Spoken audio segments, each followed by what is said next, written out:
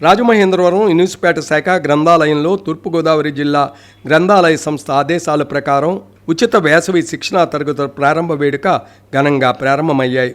ముఖ్య అతిథిగా ప్రభుత్వ ఆర్ట్స్ కళాశాలని ప్రిన్సిపాల్ డాక్టర్ ఆర్కే రామచంద్ర విచ్చేశారు. ఆయన మాట్లాడుతూ గ్రంథాలయం పేరులోనే ఉంది ఒక ఆలయం అని విశ్లేషించారు. విజ్ఞాన భాండాగారం అని పేర్కొన్నారు.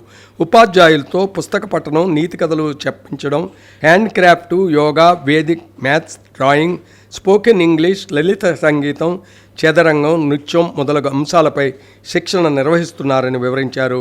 ఈ శిక్షణా శిబిరాన్ని సద్వినియోగం చేసుకోవాలని ఉద్బోధించారు. వాడ్రేవ్ అలివేలు మాట్లాడుతూ ప్రతి విద్యార్థి ఈ వేసవి కాలంలో మంచి కథల పుస్తకాలు, ప్రముఖుల జీవిత చరిత్రలు చదివే అలవాటు చేసుకుని విజ్ఞానాన్ని పెంచుకోవాలని తెలిపారు. రాజమహేంద్రి చారిటబుల్ ట్రస్ట్ కార్యదర్శి చలుమూరి సత్యనారాయణ మాట్లాడుతూ పిల్లల ప్రతిభ, సృజనాత్మకత మరియు శారీరక మానసిక వికాసానికి ఉపయోగపడే వేసవి శిబిరం ఇది అని పేర్కొన్నారు. రాజమహేంద్రి చారిటబుల్ ట్రస్ట్ విద్యార్థులకు పుస్తకాలు, పెన్నులు బహూకరించారు.